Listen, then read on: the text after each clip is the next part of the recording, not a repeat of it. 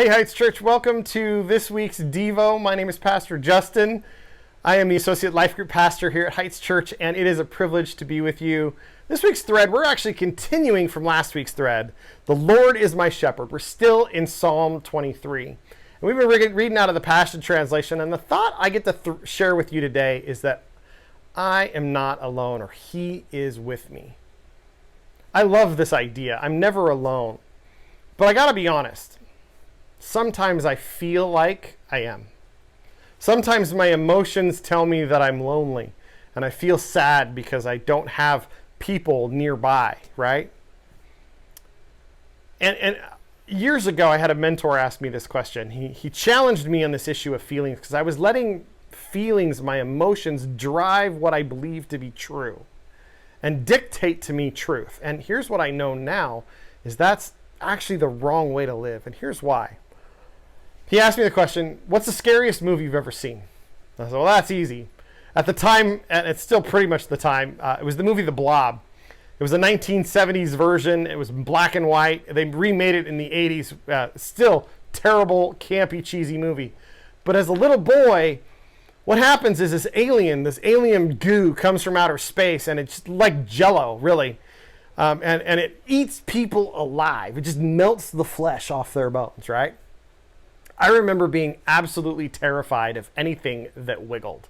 If it was Jell-O, if it was jelly, I didn't want to have anything to do with it. I was scared to death of this stuff. Now, my feelings told me this was true. Now, is it really true? And he asked this question. He said, Justin, but is it real? Like, is an alien going to come from outer space? Is it likely that it's going to eat the flesh off your bones? Well, no, it's not. It's not likely. In fact, it's probably really unlikely. In fact, that's probably not likely for anyone. So is it rational, he asked. No, it's not rational. So what's the truth? Is the truth that there is an alien going to come from outer space and eat the flesh off your bones? No, that's not true. He said, then do your feelings tell you the truth all the time? The answer is no, they don't. And what I learned from that is this, is I can't let my emotions tell me what's true and what's not. See, that's contrary to what the world is telling us because it says follow your heart, follow your intuition. The problem is that my intuition can be wrong. And it can be wrong because my feelings can just take the information that's coming in from the outside and feel something contrary to what's really going on. That's why I need things that are objectively true to hold on to, things that are outside of my emotional set. Let me give you an example. My car, I have a black Nissan Xterra. It is black. The color of that car is black regardless of how I feel about it. It's always going to be black. Doesn't matter if you think it's blue or it's teal or if your feelings tell you that. People could argue, oh, I feel like it's orange. Well, it doesn't matter what you feel like. The truth is, the color, objectively true, is that it's black. And the same is true of God's word. There are objective truths, and this is one of them, is that you are never alone. Jesus in Hebrews says, never will I leave you, never will I forsake you. And that simple truth is that He is nearer than we know. In fact, He's here with me in this moment, filming this Devo with you, to you, for you. And He's also with you watching this Devo. He is nearer than we know. And here's my challenge and my encouragement to you today. Sometimes we let feelings drive the bus. Sometimes we feel lonely or we feel afraid and it's not actually rational.